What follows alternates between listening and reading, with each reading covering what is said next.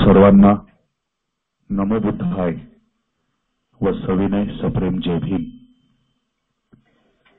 बुद्ध विहार समन्वय समितीच्या वतीने ऑनलाईन वर्षावास व्याख्यानमाला आपण राबवित आहोत।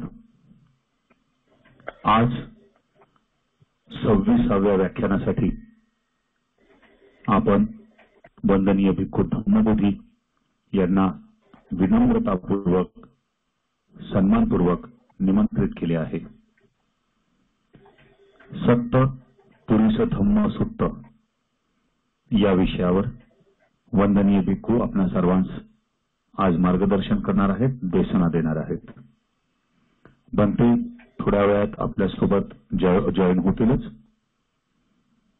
तत्पूर्वी मी बुद्ध विहार समन्वय समितीचे सन्माननीय संस्थापक, मुख्य संयोजक, आदरणीय गुरुवर्य अशोक भाऊ सरस्वती बोधी यांचं आपल्या सर्वांच्या वतीने विनम्रपणे हार्दिक हार्दिक स्वागत करतो। आजच्या या व्याख्यानास ग्रहण करण्यासाठी जे उपासक उपासिका बंधू भगिनी जॉईन झालेले आहेत त्या सर्व उपासक उपासिका बंधू भगिनींचं देखील मनापासून हार्दिक हार्दिक स्वागत करतो। सर्वांना पुनश्च नमो बुद्धाय व सविनय सप्रेम जय भीम। बनते काही क्षणात जॉईन होतील, तोपर्यंत आपण त्रिचरण पंचशील वंदना घेऊयात।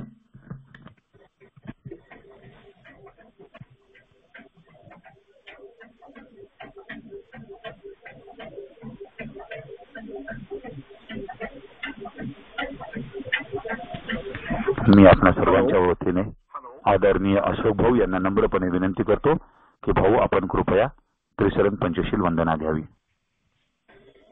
सर्वांना जय भीम।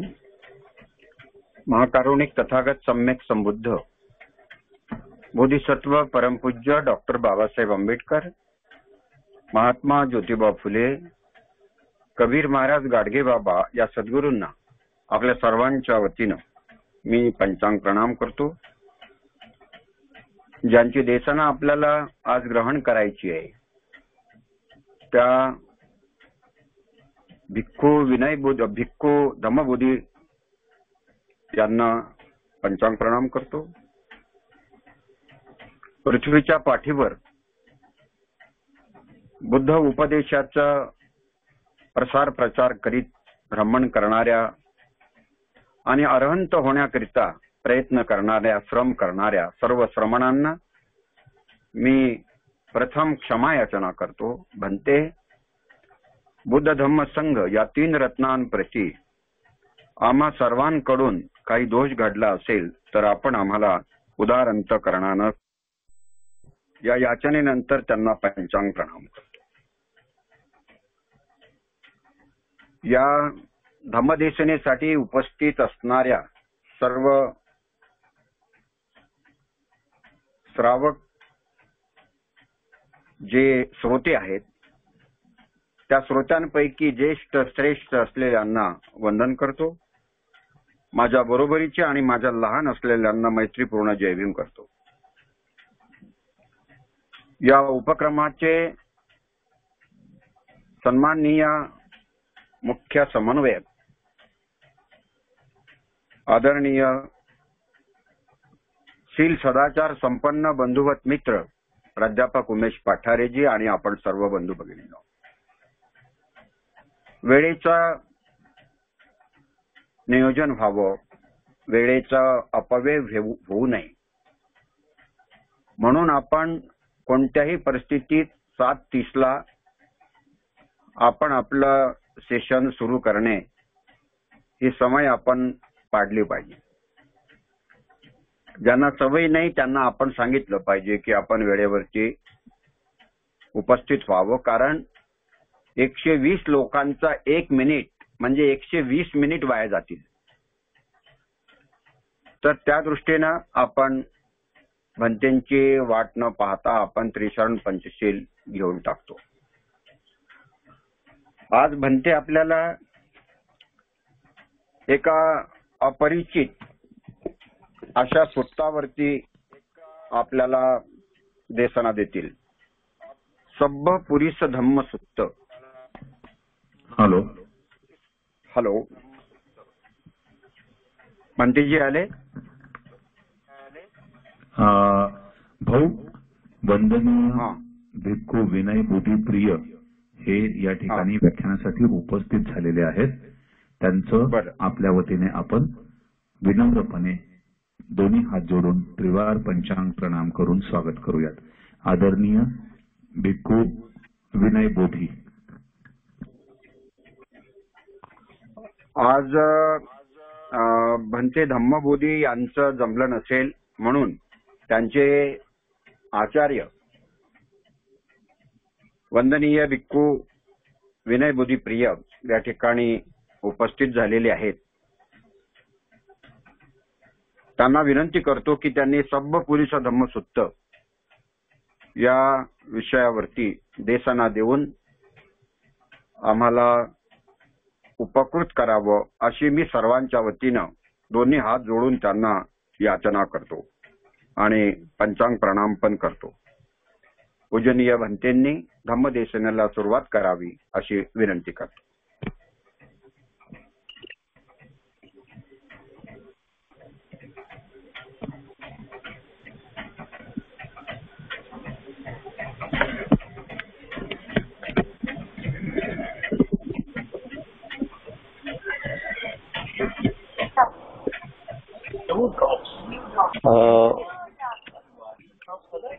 सर्वांच्या प्रती अनंतपार मंगल मैत्रीसह असंख्य असंख्य मंगल कामना. बुद्ध धम्म आणि संघाला त्रिवार अभिवादन.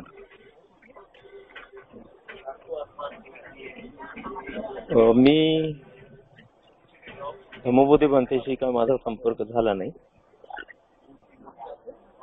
पण मी आज रिकामा आहे. मी ऑन द वे आहे, ट्रेन मध्ये आहे, मुंबईला जात असल्यामुळे. येस भंते, धम्मबोधी भंते जॉईन झाले. हो हो, त्यामुळे मग मला आज वेळ मिळाला आणि मी जॉईन झालोय. धम्मबोधी भंतेजी आपल्याला उपदेश करतील. धम्मबोधी भंतेजींना मी तशी आज्ञा देतो. हा, सुखी राहा. सुखी भंतेजी, सुखी सुखी सर. धम्मबोधी भंतेजींना मी तशी आज्ञा देतो. त्यांनी आपला उपदेश सुरू करावा. साधू साधू.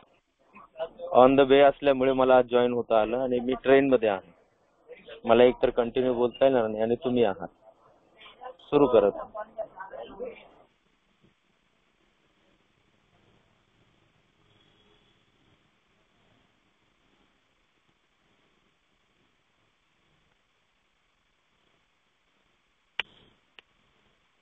धम्मबोधी भंते, आवाज येतो आहे? मी तुम्हाला अनम्यूट केलेला आहे. येतोय. हा, आपण सुरुवात करू शकता.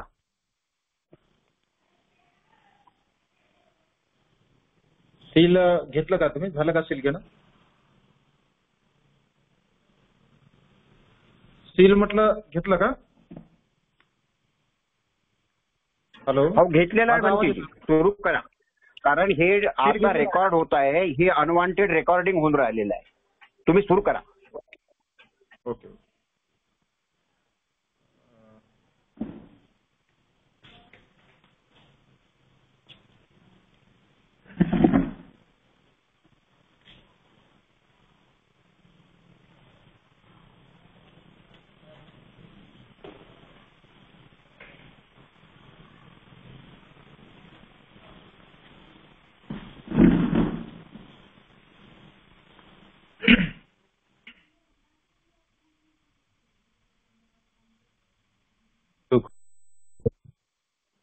सुखा सद्धम्म देसना, सुखा संघस्स सामग्गी, समगानं तपो सुखो. विश्ववंदनीय विश्वशांतीदूत, प्रज्ञा शील समाधीचे उद्गाता, महान करुणावान करुणेचा सागर तथागत सम्यक संबुद्ध, ज्या तथागताने संपूर्ण मनुष्य प्राण्यांच्या हितासाठी, सुखासाठी आणि कल्याणासाठी ज्या सद्धम्माची निर्मिती केली असा सद्धम्म, त्या सद्धम्माचा सातत्याने प्रचार आणि प्रसार करणारा सदापूजनीय भिक्खू संघ, बुद्ध धम्म आणि संघ या महान तीन रत्नाची आम्हा सर्वांना माहिती करून देणारे, आम्हा सर्वांचे आधारस्तंभ, भारतीय घटनेचे शिल्पकार परमपिता बोधिसत्व गुणपितांग डॉक्टर बाबासाहेब आंबेडकर यांच्या धम्मक्रांतीमध्ये संपूर्ण जीवन समर्पित करून. माझा आवाज येतोय ना? हो, पण ते आवाज व्यवस्थित येतो आहे. Okay okay.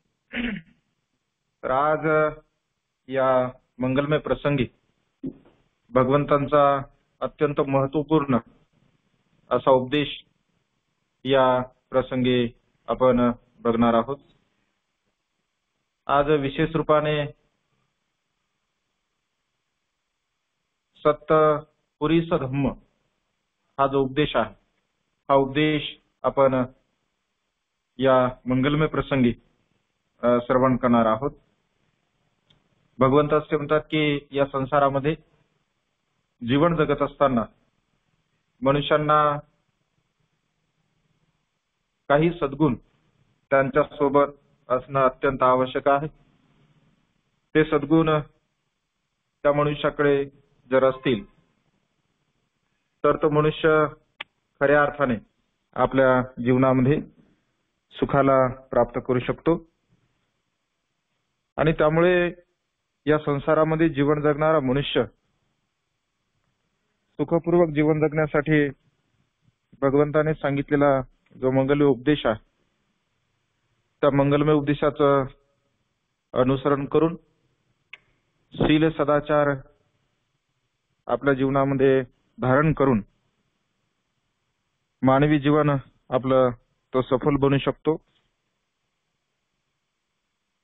यासाठी भगवंताने काही तत्व, काही नियम, काही सिद्धांत सांगितलेले आहेत.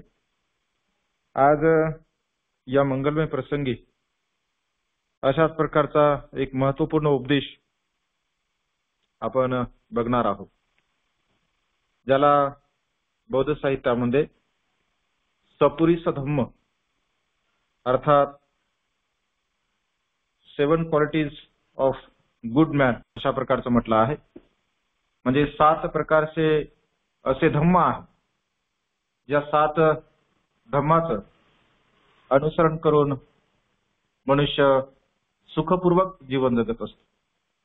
एक चांगला मनुष्य, एक आदर्श मनुष्याला जर बनायचं असेल, सदाचारी मनुष्याला जर बनायचं असेल, तर भगवंताने सांगितलेला अत्यंत महत्वपूर्ण, अत्यंत मंगलकारी अशा प्रकारचा उपदेश आपण श्रवण करून आपल्या जीवनामध्ये या उपदेशाला जर आपण धारण केलं तर नक्कीच एक सुखपूर्वक मनुष्य म्हणून आपण या संसारामध्ये जगू शकतो.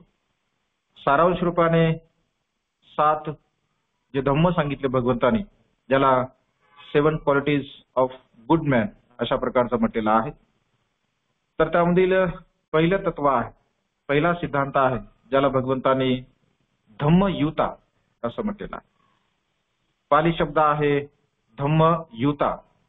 तर भगवंत असे म्हणतात की धम्मयुता आपल्यामध्ये असणं अत्यंत गरजेचं आहे, ज्याला धम्मा रूल्स, धम्मा विनय असं म्हटलं जातं. धम्म विनय आपल्या जीवनामध्ये असणं अत्यंत गरजेचं आहे. जो मनुष्य धम्मविनयाला जाणतो, धम्मविनयाला समजून घेतो, तर तो मनुष्य खऱ्या अर्थाने कुशल आणि अकुशल, चांगला आणि वाईट, योग्य आणि अयोग्य अशा प्रकारच्या गोष्टीला जाणू शकतो. कारण भगवंत असे म्हणतात की असारे सार मत्तीनो, सारेच सार दस्सिनो, ते सारं नादिगच्छन्ति मिच्छा संकल्प गोचरा. साराला सार आणि असाराला असार समजणारा मनुष्य, अर्थात सत्याला सत्य आणि असत्याला असत्य समजणारा मनुष्य आपल्या जीवनामध्ये सत्यापर्यंत पोहोचू शकतो. परंतु व्यवहारामध्ये बघत असताना व्यावहारिक दृष्टिकोनातून असंख्य लोक या सृष्टीमध्ये अशा प्रकारचे आहेत, भगवंत असे म्हणतात, जे सत्याला असत्य समजतात आणि असत्याला सत्य समजतात. आणि त्यामुळे संसारामध्ये जीवन जगत असताना सत्याला असत्य समजणाऱ्या लोकांची संख्या आपल्याला विपुल प्रमाणामध्ये पाहायला मिळते. परंतु सत्याला सत्य समजणाऱ्यांची संख्या योग्य गोष्टीला योग्यच गोष्ट, अयोग्य गोष्टीला अयोग्य गोष्ट अर्थात धम्मयुता जाणणारी लोक या संसारामध्ये फार कमी आहे असं भगवंतांनी म्हटलं आहे. आणि धम्मयुता आपण जाणली पाहिजे. धम्माचे विनय, धम्माचे नियम आपण जाणण्याचा प्रयत्न केला पाहिजे. तर धम्म विनय, धम्म नियम आपण कशासाठी जाणले पाहिजे किंवा का जाणले पाहिजे, त्याचं कारण काय? तर भगवंत असे म्हणतात की धम्म विनय जाणणारा मनुष्य कुशल धम्म आणि अकुशल धम्म या दोन गोष्टींना जाणू शकतो. धम्म विनयाला समजून घेणाराच मनुष्य या कुशल आणि अकुशल गोष्टींना समजू शकतो, जाणू शकतो, त्याला धारण करू शकतो. कुशल गोष्ट कोणती आहे, आपल्या हिताची कोणती आहे, आपल्या सुखाची कोणती आहे, आपल्या कल्याणाची गोष्ट कोणती आहे. मी माझ्या जीवनामध्ये या सर्व प्रकारच्या गोष्टींचं अनुसरण केल्यानंतर मला सुख प्राप्त होणार आहे का, तर या मार्गाचं मी अनुसरण केलं पाहिजे. म्हणजे कुशल धम्म अर्थात चांगले धम्म जे आपल्या हिताचे आहे अशा प्रकारच्या धम्माला आपण जाणलं पाहिजे, आपण समजून घेतलं पाहिजे. आणि मग कुशल धम्म जाणताना भगवंत असे म्हणतात की कायेन सौरो साधू, वाचाय सौरो साधू, मनसाय सौरो साधू. म्हणजे कायेचा संयम, वाचेचा संयम आणि मनाचा संयम हे कुशल धम्म आहे. हे चांगल्या प्रकारचा विनय आहे. म्हणजे कायेवरती संयम ठेवणे, वाचेवरती संयम ठेवणे आणि मनावरती संयम ठेवणे हे आपल्या जीवनातील कुशल धम्म आहे. अकुशल धम्म कोणते आहेत, तर कायेवर संयम न ठेवणे, वाचेवर संयम न ठेवणे आणि मनावरती संयम न ठेवणे. सब पापच अकरणं कुशलस्य उपसंपदा सचित्त परियोदपनं एतं बुद्धानुशासन.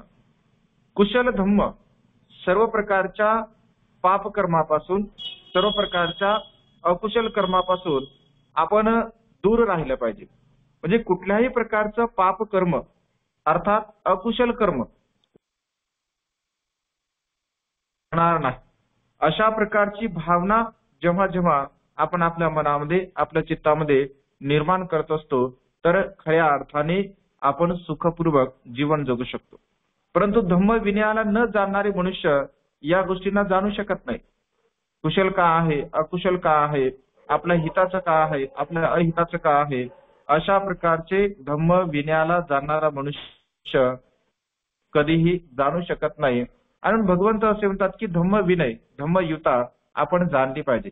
कारण मनुष्य म्हणून या सृष्टीमध्ये आपण जन्मास येतो आणि मनुष्य म्हणून या सृष्टीमध्ये जन्मास येत असताना विवेक आपल्याकडे असतो, प्रज्ञा आपल्याकडे असते, आपली बुद्धिमत्ता आपल्याकडे असते.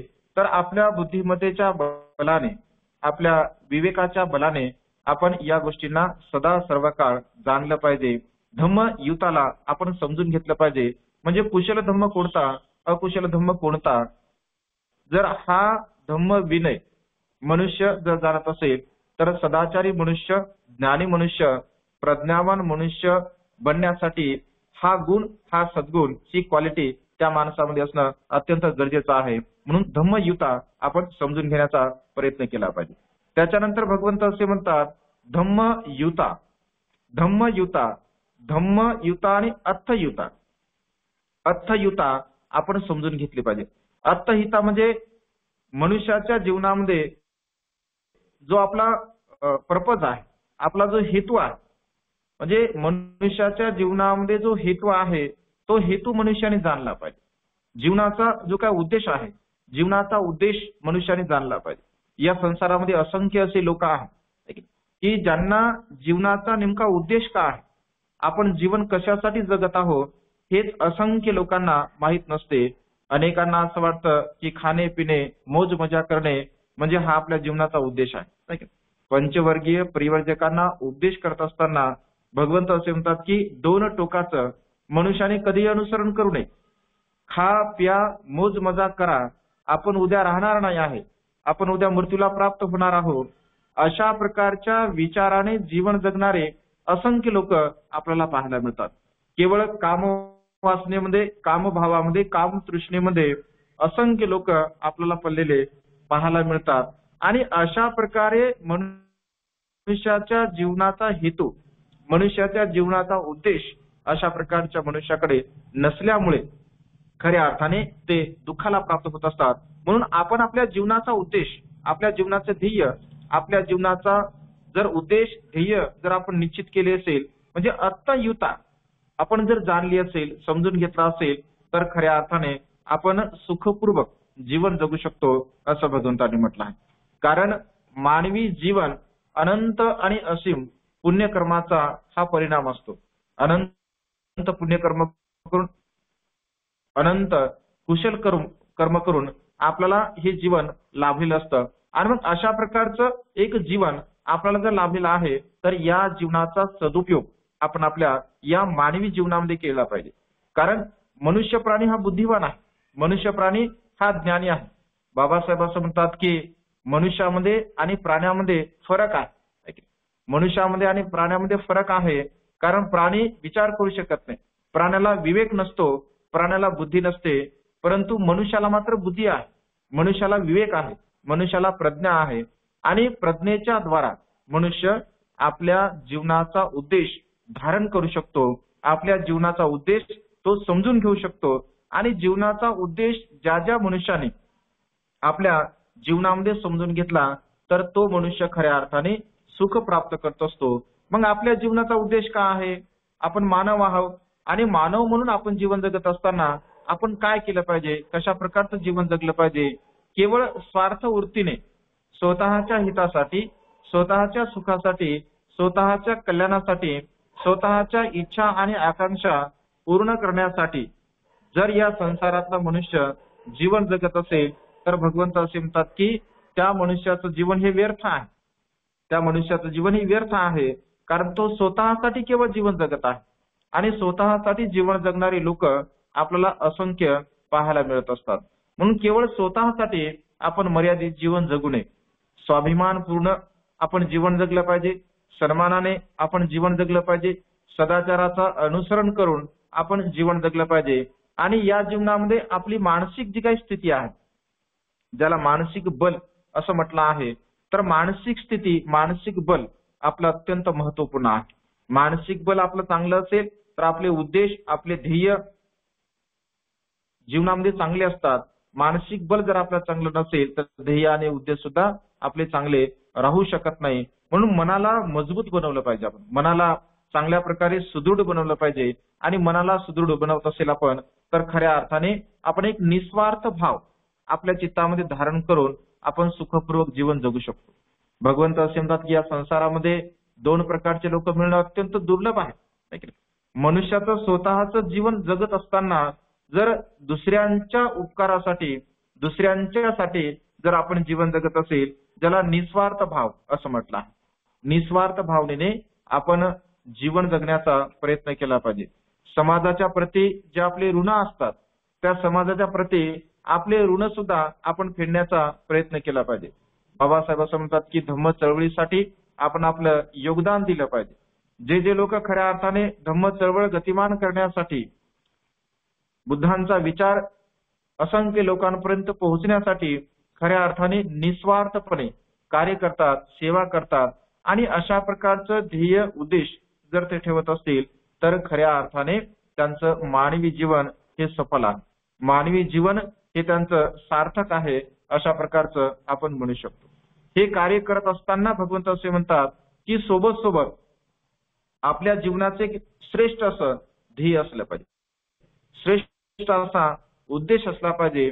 मग तो श्रेष्ठ उद्देश कोणता आहे, तो श्रेष्ठ ध्येय आपलं कोणतं आहे? तर या सृष्टीमध्ये जीवन जगणाऱ्या प्रत्येक मनुष्य सत्वाने आपल्या जीवनाचा उद्देश असा ठरवला पाहिजे की मला निर्वाणगामी अवस्थेला प्राप्त व्हायचं आहे, मला सुखाच्या अवस्थेला प्राप्त व्हायचं आहे, निदान कमीत कमी मी श्रोतापन्न अवस्थेला प्राप्त होईल, मी सकृतागामी अवस्थेला प्राप्त होईल, मी अनागामी अवस्थेला प्राप्त होईल किंवा मी निर्वाणगामी अवस्थेला प्राप्त होईल. अशा प्रकारचं एक ध्येय, अशा प्रकारचा संकल्प, अशा प्रकारचं अधिष्ठान या संसारामध्ये आपण केलं पाहिजे. कारण अशा प्रकारचं ध्येय, अशा प्रकारचा उद्देश या संसारामध्ये फार कमी लोकांचा असतो. कारण मनुष्य सत्य गोष्टीला जाणू शकत नाही, सत्य गोष्टीला समजू शकत नाही आणि त्यामुळे आपल्या हिताचं का आहे, आपल्या सुखाचं का आहे, आपल्या कल्याणाचं का आहे हे मनुष्य जाणू शकत नाही. परंतु जो प्रज्ञावान असतो, जो ज्ञानी असतो, जो बुद्धिवान असतो, तर तो जाणतो की माझ्या जीवनामध्ये मला नेमकं काय करायचं आहे, माझ्या जीवनाचा उद्देश का आहे. आणि तो उद्देश जर जाणणारा मनुष्य असेल तर निर्वाणगामी अवस्थेने जाणे, निर्वाणगामी अवस्थेचं अवस्थेने वाटचाल करणे, निर्वाणगामी अवस्था माझ्या जीवनामध्ये प्राप्त व्हावी, अशा प्रकारचं ध्येय आणि उद्देश जो मनुष्य आपल्या जीवनामध्ये ठेवत असतो तर खऱ्या अर्थाने तो मनुष्य सुखाच्या मार्गाने एक जाणारा पथिक आहे, सुखाच्या मार्गाने जाणारा तो वाटसरू आहे. आणि भगवंत असे म्हणतात की असंख्य लोकांनी अत्तयुता या गोष्टीला जाणलं पाहिजे, धम्माच्या हेतूला जाणलं पाहिजे, जीवनाच्या उद्देशाला जाणलं पाहिजे. केवळ खाणे पिणे मोज मजा करणे, भगवंत असे म्हणतात की ज्याप्रमाणे पशु आणि प्राणी जे कार्य करतात तर तेच कार्य मनुष्य सुद्धा करतात. खाण्याचं कार्य पशु सुद्धा करत असतात, मनुष्य सुद्धा करत असतात. संतती काम भोगाचं जे काय कार्य आहे, प्राणी सुद्धा या संसारामध्ये असंख्य प्राणी कामभोग करत असतात, मनुष्य प्राणी सुद्धा कामभोगामध्ये रत आहेत. असंख्य प्राणी मुलांना, लेकरांना, पिलांना जन्म देणारे असतात. अगदी प्राणी सुद्धा अशा प्रकारे जीवन जगत असतात म्हणजे आणि मृत्यूला प्राप्त होतात. म्हणजे प्राणी सुद्धा हेच कार्य करतात आणि मनुष्य सुद्धा हेच कार्य करतात. तर भगवंत असे म्हणतात की प्राण्यामध्ये आणि आपल्यामध्ये फरक आहे. कारण प्राण्याला विवेक नाही आहे, प्राण्याला बुद्धी नाही आहे, तर मनुष्याला विवेक आहे, मनुष्याला प्रज्ञा आहे. चांगला आणि वाईट या दोन गोष्टीची तफावत करण्याची क्षमता त्याच्यामध्ये आहे. पण जो मनुष्य या सत्यधर्माला जाणतो तर खऱ्या अर्थाने या सर्व प्रकारच्या गोष्टीपासून तो प्रवृत्त होतो. या सर्व प्रकारच्या गोष्टीमध्ये गुरफटून न जाता केवळ आपल्या भौतिक गरजा म्हणून जर तो अशा प्रकारचे कर्म करत असेल आणि उरलेला जो काही आपला वेळ आहे, उरलेलं जे काही आपलं आयुष्य आहे, तर ते उरलेलं आयुष्य दान, शील आणि प्रज्ञा ह्या तीन गोष्टीचं अनुसरण करण्यासाठी, दान, शील आणि प्रज्ञा ह्या सद्धर्माला जाणण्यासाठी आणि त्यानुसार जीवन जगण्यासाठी जर घालवत असेल तर खऱ्या अर्थाने तो निर्वाणगामी पथिक आहे, निर्वाण मार्गाने जाणारा तो मनुष्य आहे. आणि म्हणून भगवंत असे म्हणतात की एक सुखपूर्वक मनुष्य बनण्यासाठी, एक ज्ञानी, एक प्रज्ञावान मनुष्य बनण्यासाठी ही क्वालिटी, हा सद्गुण आपल्यामध्ये असणं अत्यंत गरजेचं आहे. ज्याला अत्तयुता अर्थात जीवनाचा ध्येय, जीवनाचा उद्देश, जीवनाचा प्रपद आपण ठरवला पाहिजे. आणि अशा प्रकारे जो मनुष्य याला ठरवत असेल तर तो खऱ्या अर्थाने सुखपूर्वक जीवन जगतो असं भगवंतांनी म्हटलं. तिसरं तत्व सांगताना भगवंत असे म्हणतात अत्तयुता. अत्तयुता म्हणजे स्वतःला जाणणे, स्वतःला ओळखणे, नोईंग वन सेल्फ म्हणजे स्वतःला जाणणे, स्वतःची जी काही आपली कॅपॅसिटी आहे तर स्वतःला जाणणे. जोपर्यंत आपण स्वतःला जाणत नाही, स्वतःला जोपर्यंत आपण समजून घेत नाही, तोपर्यंत या संसारामध्ये आपण कुठल्याही प्रकारचं कर्म करू शकत नाही. म्हणून पहिले आपण स्वतःला ओळखलं पाहिजे, स्वतःला जाणलं पाहिजे. आणि स्वतःला जाणणारा मनुष्य, स्वतःला ओळखणारा मनुष्य, कारण स्वतःची क्षमता जर आपण जाणत नसेल, स्वतः आपली क्षमता जर आपण ओळखत नसेल तर आपण कुठलंच कार्य व्यवस्थित करू शकत नाही. सिद्धार्थ गौतम ध्यान साधनेसाठी बसले असताना जेव्हा मार त्यांच्या चित्तामध्ये येतो आणि मार त्यांच्या चित्तामध्ये आल्यानंतर त्यांना म्हणतो की सिद्धार्थ गौतम, आता तू मृत्यूला प्राप्त होणार आहे, तू या साधनेला सोडून दे, राजपद तुझी वाट बघत आहे. आजही जरी तू कपिलवस्तीला गेला तर कपिलवस्तूचा तू राजा बनू शकतो. आणि अशा प्रकारच्या युद्धामध्ये, अशा प्रकारच्या अवस्थेमध्ये अगदी तू मरणासन्न अवस्थेला प्राप्त झाला आहे, तू हे तप सोडून दे आणि त्या ठिकाणी तू आता घरी जा. तेव्हा सिद्धार्थ गौतम असं म्हणतात की जोपर्यंत या सृष्टीमध्ये सूर्य, चंद्र, तारे आहे तोपर्यंत माझा उद्देश, माझं ध्येय या ठिकाणी संपणार नाही आहे. नदी एक वेळेस समुद्र एक वेळेस चुकू शकतो, हिमालय पर्वत आपली जागा बदलू शकतो, परंतु माझ्या जीवनाचा उद्देश मी कधी बदलू शकत नाही. का बदलू शकत नाही? कारण मी माझ्या स्वतःच्या क्षमतेला जाणला आहे. माझ्यामध्ये श्रद्धा आहे, माझ्यामध्ये वीर्य आहे, माझ्यामध्ये स्मृती आहे, माझ्यामध्ये समाधी आहे. म्हणजे माझ्यामध्ये ती क्षमता आहे कर्म करण्याची, परिश्रम करण्याची, मेहनत करण्याची माझ्यामध्ये क्षमता आहे. कारण मी स्वतःला ओळखतो, मी स्वतःला जाणतो. आणि जो मनुष्य स्वतःला जाणतो, स्वतःला ओळखतो, तर तोच मनुष्य अशा प्रकारचे कर्म करू शकतो. कमीत कमी स्वतःचं हित तरी आपण केलं पाहिजे, स्वतःचं कल्याण तरी आपण केलं पाहिजे. आपण बुद्ध म्हणतात की अत्तदीप भव, म्हणजे तुम्ही कमीत कमी स्वतःचा प्रकाश बना, स्वतः सन्मार्गाने जीवन जगा, स्वतः चांगलं कर्म करा, स्वतः कुशल कर्म करा, स्वतः पुण्यकर्म करा आणि स्वतः कमीत कमी सुगतीच्या मार्गाने अर्थात सुखाच्या मार्गाने जाण्याचा तुम्ही प्रयत्न करा. 4 प्रकारचे लोक या सृष्टीमध्ये आपल्याला पाहायला मिळतात. भगवंत असे म्हणतात, काही काही लोक केवळ स्वतः चांगल्या प्रकारचं कुशल कर्म करतात, त्यांना मात्र तशा प्रकारची ते प्रेरणा देत नाही किंवा इतरांना तशा प्रकारचे काहीही सांगत नाहीत. स्वतः मात्र दान पुण्य सर्व प्रकारच्या गोष्टी करत असतात. दुसऱ्या प्रकारचा मनुष्य स्वतः तर काहीच करत नाही, स्वतः तो काहीही करत नाही आणि इतरांना सुद्धा तो काहीही म्हणजे इतर जर करत असतील तर इतरांना मात्र तो प्रेरणा देत असतो. दान कर्म केलं पाहिजे, शीलाचं अनुसरण केलं पाहिजे, प्रज्ञेचा अभ्यास केला पाहिजे, चांगलं जीवन जगलं पाहिजे असं तो दुसऱ्यांना मात्र सांगत असतो. तिसऱ्या प्रकारचा मनुष्य सांगताना भगवंत असे म्हणतात, जो स्वतःही चांगल्या प्रकारचं कर्म करत नाही आणि इतरांना सुद्धा त्या ठिकाणी चांगले कर्म करावे अशा प्रकारची प्रेरणा देत नाही. ना तो स्वतः दान करतो, ना स्वतः शीलाचं पालन करतो, ना स्वतः प्रज्ञेचा अभ्यास करतो.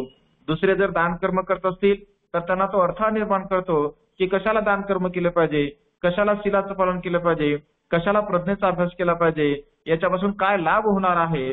म्हणजे तिसऱ्या प्रकारच्या मनुष्यामध्ये जे स्वतःही चांगल्या प्रकारचे गुण नसतात किंवा स्वतःही चांगलं कर्म करत नाही आणि इतरांना सुद्धा चांगलं कर्म करण्याची तो प्रेरणा देऊ शकत नाही.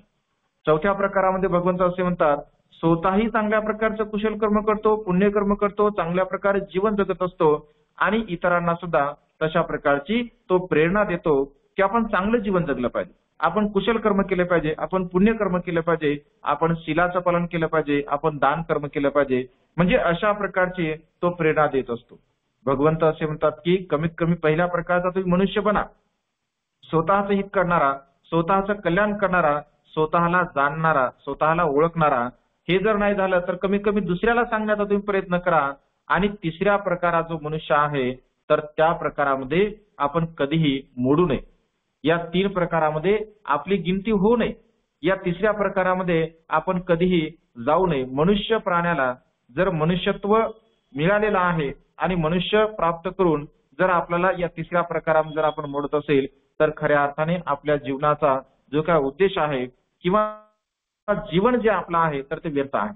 पशुप्रमाणे जीवन जगणे अशा प्रकारे त्याचा अर्थ होतो. म्हणून तिसऱ्या प्रकारामध्ये आपण कधीही जीवन जगू नये. एकतर पहिल्या प्रकारामध्ये जीवन जगावं, स्वतःचं हित करावं, स्वतःचं कल्याण करावं, स्वतः सुखाच्या मार्गाने जावं.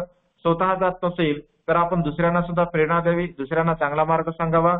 आणि तसंही होत नसेल तर मग आपण मात्र चौथ्या प्रकारामध्ये जावं. जर आपल्याला चांगल्या प्रकारचं जीवन जगायचं आहे, चांगल्या प्रकारचं कुशल कर्म, पुण्यकर्म आपल्याला करायचं आहे तर स्वतःही चांगलं कर्म करावे आणि इतरांना सुद्धा तशा प्रकारची प्रेरणा देण्याचा आपण प्रयत्न करावा. म्हणजे अशा प्रकारचं जीवन जगणारा मनुष्य भगवंत असे म्हणतात की अत्तयुता जाणतो. तो स्वतःच्या क्षमतेला जाणतो, स्वतःच्या प्रज्ञेला जाणतो, स्वतःच्या बुद्धिमत्तेला जाणतो, स्वतः किती शक्ती आपल्यामध्ये आहे काम करण्याची त्याला तो जाणतो. आणि स्वतःला जाणणारा मनुष्य आपल्या हातामध्ये एखादं कार्य घेतो आणि तो यशस्वीपणे त्या ठिकाणी पूर्ण करण्याचा प्रयत्न करत असतो. आणि बाबासाहेबांचा आदर्श आपल्या समोर आहे. बाबासाहेबांनी जाणलं, समजून घेतलं, स्वतःला ओळखलं आणि अशा प्रकारचं महान कार्य या सृष्टीमध्ये केलेलं आहे.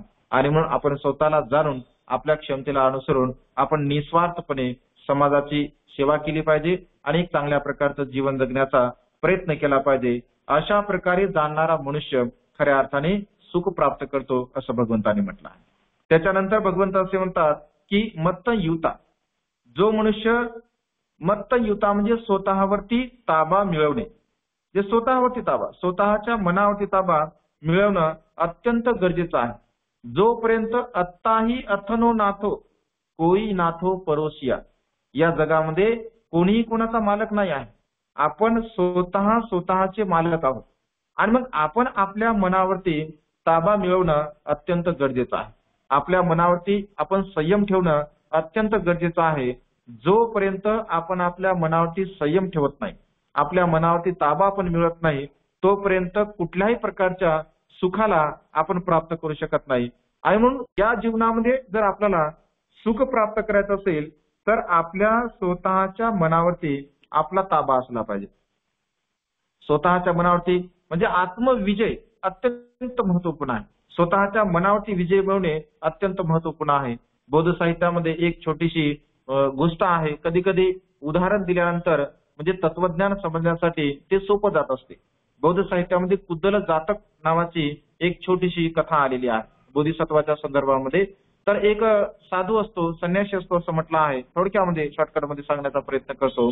तर एक साधू असतो, एक संन्यासी असतो आणि तो हिमालय पर्वतावरती जात असतो आणि तिथे ध्यान साधना चिंतन मनन करतो.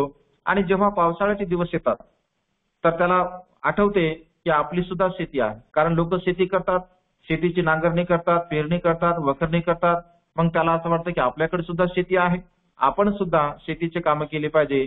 आणि मग तो काशाय वस्त्राचा त्याग करतो आणि पुन्हा संसारामध्ये येत असतो. आणि संसारामध्ये आल्यानंतर तो चांगल्या प्रकारची शेती करतो, आपलं धनधान्य काढतो. आणि ते धनधान्य संपल्यानंतर मग त्याला काही वेळ नसते, तो रिकामा असतो. पुन्हा विचार करतो की आपण पुन्हा परवडीत झाला पाहिजे. असं पहिल्यांदा, दुसऱ्यांदा, तिसऱ्यांदा असं करता करता 7 वेळा तो प्रवजित होत असतो आणि घरगृहस्थीमध्ये येतो. आणि 7व्या वेळा तो विचार करतो, चिंतन करतो की एवढं चांगलं प्रवर्जित मी जीवन जगत आहे, एवढं सुखाच्या अवस्थेने मी राहत आहे, परंतु मी घरी का जात आहे, मी घरगृहस्थीमध्ये का जात आहे, मी पुन्हा पुन्हा संसारामध्ये का जात आहे. आणि अशा प्रकारचं चिंतन मनन करत असताना तो जाणतो की माझ्या जाण्याचं कारण काय. तर माझ्या जाण्याचं कारण माझी शेती आहे आणि माझ्या जाण्याचं दुसरं कारण माझ्याकडे असणारं शेतीचं अवजार आहे, ज्याला कुदळ असं म्हटलं आहे. तर तो म्हणतो की ही कुदळ, शेती तर शेती जागेवरच राहणार आहे, परंतु या शेतीचं काम करण्याचा जो माझा आधार आहे, माझं जे हत्यार आहे, साहित्य आहे, तर ती म्हणजे कुदळ आहे. आणि असं म्हटलं की गंगा नदीच्या तीरेवरती आपल्या डोक्यावरती त्या कुदळीला फिरतो आणि त्या गंगा नदीच्या म्हणजे गंगा नदीमध्ये त्याला फेकून देत असतो. फेकून दिल्याबरोबर त्याच्या मुखातून सहज उद्गार, हर्ष उद्गार निघतात, मी जिंकलो, मी जिंकलो, मी जिंकलो. बाजूला धर्मशोक नावाचा राजा नुकतंच युद्ध करून आलेला असतो. त्याने युद्ध जिंकलेलं असतं आणि तो म्हणतो की अरे हा जो संन्यासी आहे, हा साधू आहे, हा काही वेडा तर नाही झालेला आहे. कारण इथे तो असं म्हणतोय की मी जिंकलो, मी जिंकलो. याने कुठलं युद्ध केलं आहे, याने कशावरती विजय मिळवला आहे. आणि राजा त्याच्याकडे येतो आणि त्याला म्हणतो की साधू महाराज, आपण म्हणता की मी जिंकलो, मी जिंकलो, पण युद्ध तर मी जिंकलो आहे, आपण काय जिंकला आहात. तेव्हा ते म्हणतात की महाराज, आपण जे युद्ध जिंकलं आहे तर ते बाह्य शत्रूंवरती जिंकला आहे. आपण आपल्या बाह्य शत्रूला हरवला आहे, त्यांच्यावरती विजय मिळवला आहे. परंतु महाराज, मी आत्मविजय मिळवला आहे. माझ्या स्वतःवरती मी विजय मिळवला आहे. स्वतःच्या रागावरती, द्वेषावरती, मोहावरती, माझ्या तृष्णेवरती मी विजय मिळवला आहे. आणि तृष्णेवरती विजय मिळवणे हे सर्वात कठीण गोष्ट आहे. जो मनुष्य स्वतःवरती विजय मिळवतो, स्वतःच्या विकारावरती विजय मिळवतो, तर तो मनुष्य विश्लेषण करतो. राजा अत्यंत प्रभावित होतो, अत्यंत त्याला आश्चर्य वाटते आणि तो त्याला शरण जात असतो. म्हणजे या संसारामध्ये आत्मविजय अर्थात स्वतःवरती विजय म्हणजे स्वतःच्या मनावरती विजय मिळवणे अत्यंत दुर्लभ अशी गोष्ट आहे, अत्यंत कठीण अशी गोष्ट आहे. कारण माणसाचं मन अत्यंत चंचल आहे, अत्यंत दुर्दम्य आहे, अत्यंत कठीण आहे. आणि या कठीण मनाला, या दुर्दम्य मनाला आपल्याला जिंकायचं आहे. म्हणून स्वतःच्या मनावरती विजय मिळवणे, मत्तयुता म्हणजे स्वतःच्या मनावरती विजय मिळवणे अत्यंत महत्वपूर्ण आहे. आणि जो मनुष्य स्वतःच्या मनावरती विजय मिळवत असतो तर तो मनुष्य खऱ्या अर्थाने सुखाच्या मार्गाने जीवन जगत असतो. मग स्वतःवरती आपण विजय कसा मिळवावा, तर स्वतःवरती विजय मिळवण्यासाठी आपण शीलाचं पालन केलं पाहिजे, आपण दान कर्म केलं पाहिजे, आपण प्रज्ञेचा अभ्यास केला पाहिजे, आपल्या रागाला नष्ट करण्याचा आपण प्रयत्न केला पाहिजे, आपल्या द्वेषाला नष्ट करण्याचा आपण प्रयत्न केला पाहिजे, आपल्या मनामध्ये उत्पन्न होणाऱ्या मोहाला आपण नष्ट करण्याचा प्रयत्न केला पाहिजे. आणि माझ्या जीवनाचा जो उद्देश आहे तो उद्देश सुख प्राप्त करणे आहे, अशा प्रकारची भावना निर्माण करून आपल्या मनावरती विजय मिळून आपण सुखपूर्वक जीवन जगण्याचा प्रयत्न केला पाहिजे. त्याच्यानंतर भगवंत असे म्हणतात की कालयुता. कालयुता म्हणजे काळ आणि वेळ, ठीक आहे, ज्याला काळ आणि वेळ असं आपण म्हणत असतो. म्हणजे प्रॉपर टाइम जो मनुष्याला, ज्या मनुष्याला आपल्या जीवनामध्ये योग्य वेळ योग्य काळ जाणता येत असतो तर तो मनुष्य खऱ्या अर्थाने सुखाला प्राप्त होत असतो, आहे ना. योग्य वेळ योग्य काळ योग्य स्थळ मनुष्याने जाणलं पाहिजे. कारण कोणत्या वेळेला कोणतं कार्य करणे, कोणत्या वेळेला कोणतं कार्य करणे हे मनुष्याला समजलं पाहिजे. ही गोष्ट बहुतांश मनुष्याला समजत नाही. बहुतांश लोकांना कळत नाही की नेमकं आपण कोणत्या वेळेस कोणतं कार्य केलं पाहिजे. भगवंत असे म्हणतात की जेव्हा मनुष्याच्या जीवनामध्ये योग्य संधी येत असते त्या संधीचा सदुपयोग आपण आपल्या जीवनामध्ये करण्याचा प्रयत्न केला पाहिजे. कारण कोणत्या वेळेला कोणतं कार्य करणे, कोणतं काम करणे हे जर आपण जाणत असेल, हे जर आपण समजत असेल तर त्याचा लाभ आपल्या जीवनामध्ये एक चांगला व्यक्ती बनण्यासाठी, एक चांगला मनुष्य बनण्यासाठी आपल्याला प्राप्त होऊ शकतो. आणि म्हणून योग्य वेळेत योग्य काम करणे हे अत्यंत महत्त्वपूर्ण आहे. प्रॉपर टाइम जाणणे, प्रॉपर टाइम समजून घेणे हे मनुष्याच्या जीवनातील अत्यंत महत्त्वपूर्ण असे कार्य आहे. अनेक लोक आपण बघतो, जाणतो की अनेक लोकांना योग्य वेळ समजत नाही आहे आणि योग्य वेळ न समजल्यामुळे वेळ गेल्यानंतर अनेक लोक कार्य करत असतात, ऐक ना. व्यवहारामध्ये आपण म्हणत असतो साप गेल्यानंतर त्या फरफटीवरती मारून काय उपयोग आहे, ऐक ना. साप निघून जातो आणि फरफटीला मनुष्य मारत असतो. अगदी तशाच प्रकारे कार्य करण्याची वेळ आपल्या हातून निघून जाते आणि पुन्हा आपण पश्चाताप करत असतो. तर तो पश्चाताप करून आपल्याला काही लाभ होणार नसतो आणि त्यामुळे योग्य वेळेला जाणलं पाहिजे. ज्याप्रमाणे एखादा विद्यार्थी आहे, ठीक ना, उदाहरण म्हणून जर आपण घ्यायचं असेल तर एखादा विद्यार्थी आहे, विद्यार्थी दशेमध्ये जर त्याने जाणलं आपली योग्य वेळ कोणती आहे, अभ्यासाची वेळ कोणती आहे, त्या योग्य वेळेला तर त्याने अभ्यास केला असेल, की नाही, तर त्या ठिकाणी तो जीवनामध्ये यशस्वी होऊ शकतो. परंतु आपण बघतो की अनेक विद्यार्थी असे असतात की वर्षभर काहीही करत नाही, वर्षभर काहीही करत नाहीत आणि परीक्षेची वेळ एक्झाम टाइम आल्यानंतर त्या ठिकाणी मग रात्रंदिवस परिश्रम करतात, रात्रंदिवस मेहनत करतात, परंतु त्यांना जसं पाहिजे तसं यश त्यांच्या जीवनामध्ये ते संपादन करू शकत. का करू शकत नाहीत? कारण त्यांनी वेळेला जाणलं नाही, कत्तयुतेला त्यांनी जाणलं नाही. वेळेला जाणणारा मनुष्य जीवनामध्ये जर यशस्वी व्हायचं असेल तर सुरुवातीपासून त्या कार्याप्रती आपल्या मनामध्ये श्रद्धाभाव असला पाहिजे, विश्वास असला पाहिजे आणि तशा प्रकारचे प्रयत्न आपण आपल्या जीवनामध्ये केले पाहिजे. कुशल शेतकरी असेल, एखादा ज्ञानी शेतकरी असेल, प्रज्ञावान शेतकरी असेल तर तो काळ आणि वेळ जाणतो. पहिला पाऊस पडल्यानंतर नेमकं कोणत्या शेतीमध्ये आपण बी पेरायला पाहिजे. शेतीचे अनेक प्रकार आहेत.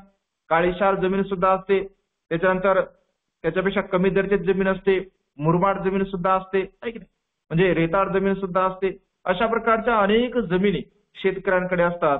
परंतु कुशल शेतकरी तोच, ज्ञानी शेतकरी तोच, प्रज्ञावान शेतकरी तोच की पाऊस पडल्यानंतर योग्य वेळेला कोणत्या शेतामध्ये आपण बी पेरलं पाहिजे, कारण तो काळ जाणतो, वेळ जाणतो. आणि अशा प्रकारे काळ आणि वेळ जाणणारा मनुष्य तो जर जाणत असेल, समजून घेत असेल तर तो सुखाला प्राप्त होऊ शकतो. बौद्ध साहित्यामध्ये एक प्रसंग आहे. एक राजा एकदा एका कारागिराकडे म्हणजे सुताराकडे युद्धासाठी नवीन चाक म्हणजे बनवण्यासाठी टाकत असतो. नवीन चाक बनवण्यासाठी टाकतो आणि तो सुतार असतो अत्यंत प्रसिद्ध असतो आणि तो सुतार चाक बनवण्यासाठी राजाला विचारतो की महाराज किती अवधी आहे, किती वेळ आहे तुम्हाला चाक युद्ध करण्यासाठी. राजा म्हणतो की 6 महिन्यानंतर मी युद्ध करणार आहे. 6 महिन्यानंतर मी युद्ध करणार आहे. तर तो म्हणतो की महाराज ठीक आहे, मी दोनही चाकं तुम्हाला निर्माण करून देतो. आणि जेव्हा राजा 6 महिन्याच्या पूर्वी अगदी 2 दिवस 3 दिवस अगोदर त्याच्याकडे जातो आणि त्यांना म्हणतो की भो माझे चाकं रथाची चाकं तयार झाली आहेत का? तेव्हा एक चाक त्या ठिकाणी तो दाखवतो जे की अत्यंत मजबूत बनवलेलं असते, अत्यंत चांगल्या प्रकारचं बनवलेलं असते. आणि मग राजा म्हणतो की भो दुसरं चाक कुठे आहे? कारण युद्ध करण्यासाठी तर मला दोन्ही चाकं पाहिजे आहे, मग एक चाक कुठे आहे? तेव्हा तो म्हणतो की महाराज अगदी 5 दिवसामध्ये मी दुसरं चाक तुम्हाला बनवून देण्याचा प्रयत्न करतो. तेव्हा जर आपण विचार केलं, चिंतन केलं, महाराज म्हणतात, राजा म्हणतो की अरे ज्या चाकासाठी तू 6 महिन्यासाठी अगदी 5 दिवसाचा कालावधी कमी केलेला आहे, ते चाक बनवण्यासाठी एवढे परिश्रम घेतले, एवढी मेहनत घेतली आणि दुसरं चाक मला तो केवळ 5 दिवसामध्ये देत आहेत. या 2 चाकाची समानता होऊ शकते का? तू वेळ का जाणली नाही, तू काळ का जाणला नाही? म्हणजे तू काळ न जाणल्यामुळे, वेळ न जाणल्यामुळे मी या चाकांचा युद्धामध्ये उपयोग करू शकत नाही. म्हणजे मनुष्याच्या जीवनामध्ये वेळ जाणं अत्यंत महत्वपूर्ण आहे. संसारामध्ये जीवन जगणारा प्रत्येक मनुष्य सत्व जर आपल्या जीवनाची योग्य वेळ जाणत असेल, जेव्हा राजा बिंबिसार आणि सिद्धार्थ गौतम यांचा संवाद होतो आहे की नाही, बुद्ध आणि त्यांचा धम्म या ग्रंथामध्ये आपण बघतो, बिंबिसार राजा म्हणतो की सिद्धार्थ गौतम तू आता तरुण आहे, तुझे केस काळे शार आहे, तुझं ऐवन अत्यंत तारुण्य आहे, तुझे बलदंड बाहू आहे आणि अशा प्रकारचं तुझे जे वय आहे तर ते केवळ संसारिक सुख उपभोगण्याचं आहे. संसारिक सुखाचे उपभोग घे तू. तुला जर असं वाटत असेल पुण्यकर्म कर, तू यज्ञ कर आणि संसाराचा उपभोग घे. तुझे जे सुखाचे दिवस आहे या सुखाच्या दिवसामध्ये तू प्रवर्जित होऊ नको. प्रवर्जित होण्यासाठी काही वेळ ठरवली आहे. बालपण हे बागडण्यासाठी असते, तारुण्य पण हे संसारिक जे काही सुख आहे या सुखाला प्राप्त करण्यासाठी असते, मध्यम वय धनसंपत्तीचा संचय करण्यासाठी असते आणि उतारत वय हे दुःखमुक्तीच्या मार्गाकडे जाण्यासाठी असते. अशा प्रकारे सिद्धार्थ गौतमाला राजा बिंबिसार समजावून सांगण्याचा प्रयत्न करतो. तेव्हा सिद्धार्थ म्हणतात की महाराज मनुष्याचं जीवन हे अनित्य आहे. मनुष्याचं जीवन हे क्षणभंगुर आहे, परिवर्तनशील आहे. कधी कुठे केव्हा मनुष्य मृत्यूला प्राप्त होईल हे आपण सांगू शकत नाही. मनुष्याचं जीवन अनिश्चित आहे आणि तुम्ही असं म्हणता की वृद्धकाळी पर्यंत थांब. कोणता शहाणा मनुष्य अशा प्रकारच्या वेळेची वाट पाहिल? जो अशा वेळेची वाट पाहिल तर तो मूर्ख आहे. ज्ञानी मनुष्य, प्रज्ञावान मनुष्य वेळेची वाट कधी पाहत नसतो. म्हणजे आपल्याला कुशल कर्म करण्यासाठी, पुण्यकर्म करण्यासाठी योग्य वेळ आपण जाणली पाहिजे. वेळेची वाट आपण बघितली नाही पाहिजे. काही लोक वेळेची वाट बघत असतात आणि वेळ निघून गेल्यानंतर मात्र त्यांना पश्चाताप होत असतो. म्हणून कर्तव्यता या संसारामध्ये आपण जाणली पाहिजे, आपण समजून घेतली पाहिजे. त्याच्यानंतर भगवंत असे म्हणतात की परिसंयुता मनुष्याच्या जीवनामध्ये असणं अत्यंत गरजेचं आहे. ज्याला अनुकूल स्थळी वास करणे. महामंगल सूत्रामध्ये भगवंत असे म्हणतात की अनुकूल स्थळी आपण वास केला पाहिजे, योग्य स्थळी आपण वास केला पाहिजे. म्हणजे राहत असताना आपले शेजारी पाजारी कशा प्रकारचे आहे, ज्या गल्लीमध्ये, ज्या मोहल्ल्यामध्ये, ज्या एरियामध्ये आपण राहत आहोत, ज्या नगरामध्ये आपण वास्तव्य करत आहोत, तर तेथील लोक कशा प्रकारचे आहेत हे जाणणं सुद्धा अत्यंत आवश्यक आहे.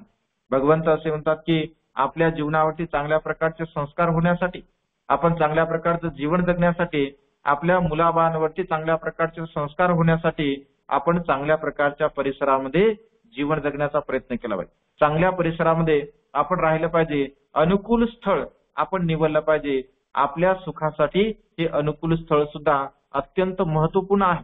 अनुकूल स्थळ जर आपल्या जीवनामध्ये नसेल तर जीवनातील दुःख उत्पन्न होण्यासाठी आपल्याला ते सहाय्यक ठरत असते. म्हणून जीवन जगत असताना अनुकूल स्थळी आपण वास करावा असं सुद्धा भगवंताने सांगितलं आहे.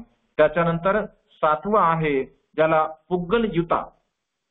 पुग्गलयुता असं भगवंताने म्हटलं आहे. म्हणजे स्वतःला जाणून सुखपूर्वक जीवन जगण्याचा प्रयत्न करणे.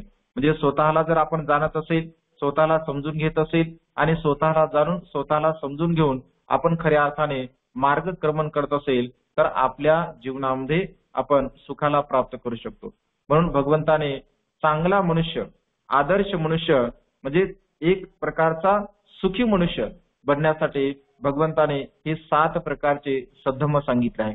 7 प्रकारच्या गोष्टी सांगितल्या आहेत. या 7 प्रकारच्या गोष्टीचं आपल्या जीवनामध्ये आपण अनुसरण करावं. आपल्याला जर असं वाटत असेल की मी सुखपूर्वक जीवन जगावे, एक चांगला मनुष्य, एक आदर्श मनुष्य आपल्याला जर बनायचं असेल तर या गोष्टींना आपण धारण केलं पाहिजे, समजून घेतलं पाहिजे आणि त्यानुसार जीवन जगण्याचा प्रयत्न केला पाहिजे.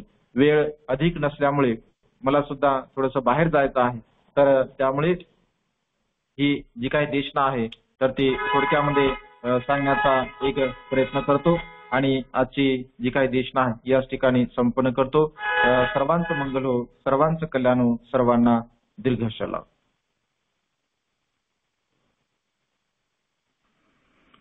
साधु साधु साधु. खूप खूप धन्यवाद म्हणते. बुद्ध विहार समन्वय समितीच्या विनंतीस मान देऊन आपण या ठिकाणी उपस्थित राहिलात आणि अतिशय समर्पक प्रभावी अशी धम्मदेशना दिली. समस्त उपासक उपासिका बंधू भगिनींच्या वतीने मी आपले दोन्ही हात जोडून त्रिवार पंचांग प्रणाम करून आभार ऋण व्यक्त करतो. धन्यवाद. यानंतर आदरणीय अशोक भाऊ धम्मपालन गाथा मंगल कामना मंगल मैत्री येथे. आदरणीय अशोक भाऊ. मित्रांनो, मी काही सूचना करेल. सूचना पहिली ही की ज्यांनी आपले नंबर आधी पाठवले त्यांनी न पाठवता बाकीच्यांनी आपले मोबाईल क्रमांक चॅट बॉक्स मध्ये टाकावे किंवा आमच्या मोबाईल वरती पाठवावे, ही नम्र विनंती आहे.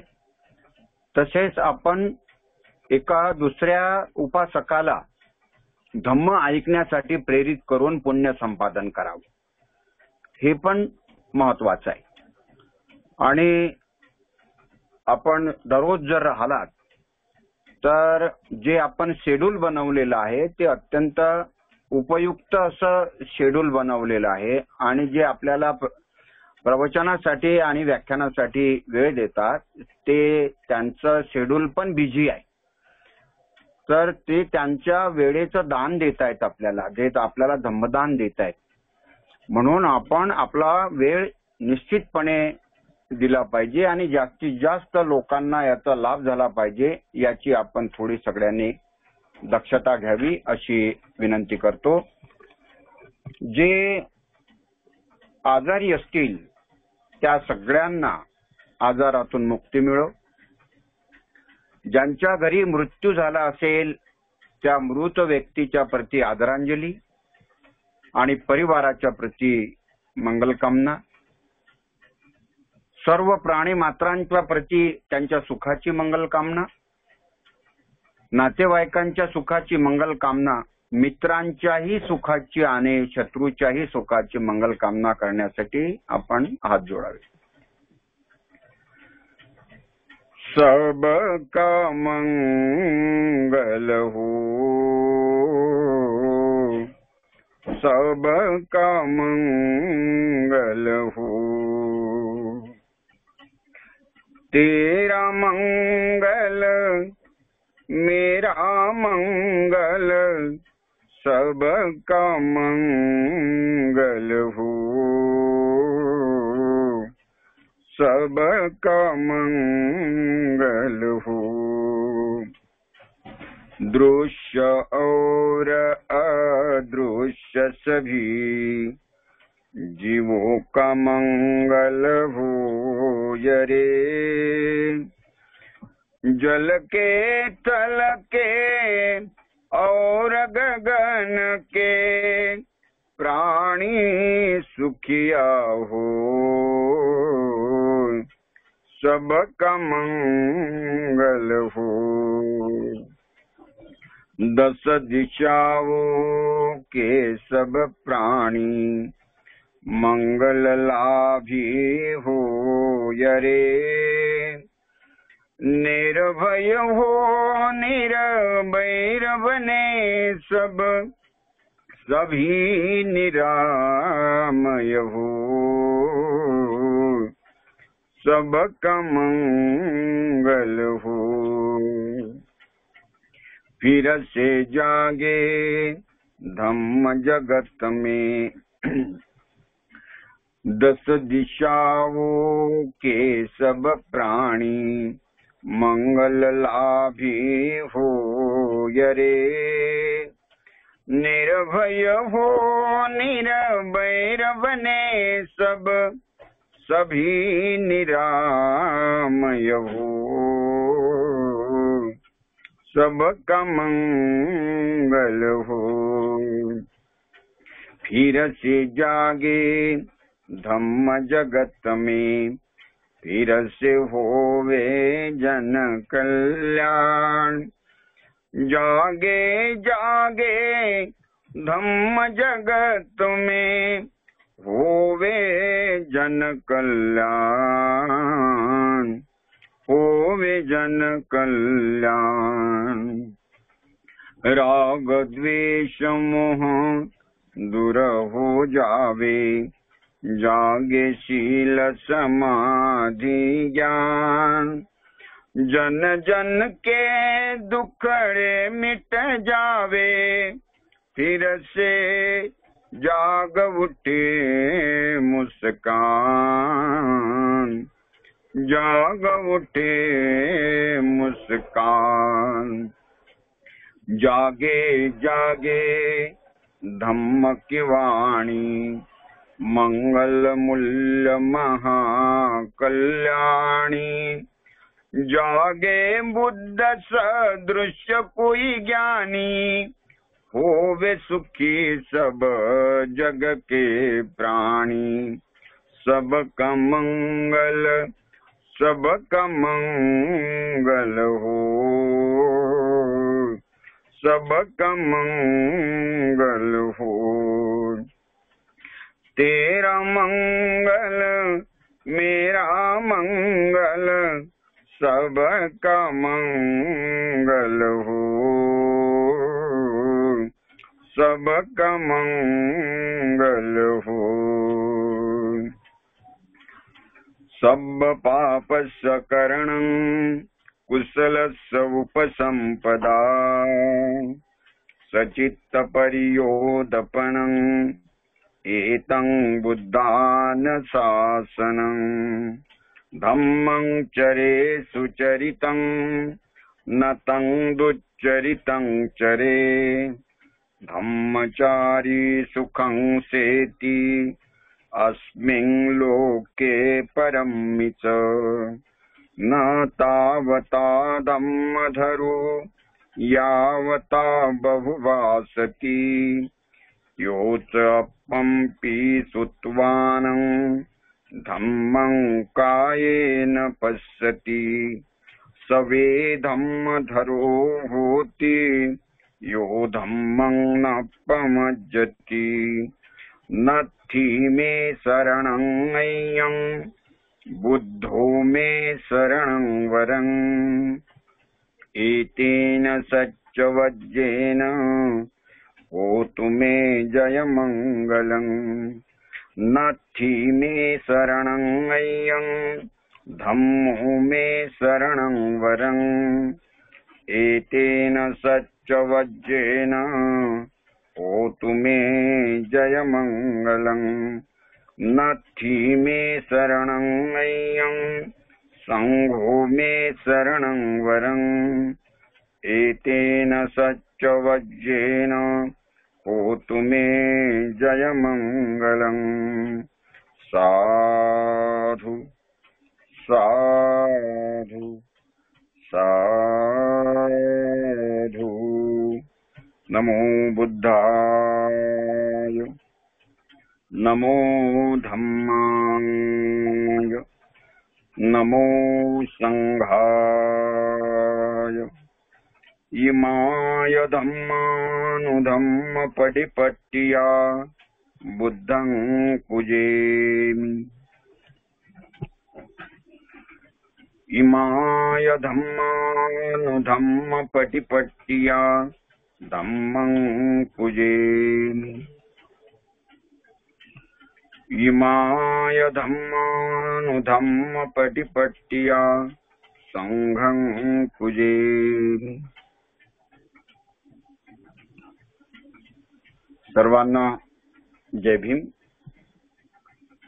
काही सूचना असतील तर पाठारे सर सूचना देतील, अन्यथा कार्यक्रम संपल्याची उद्घोषणा करतील आदरणीय उमेश पाठारे सर।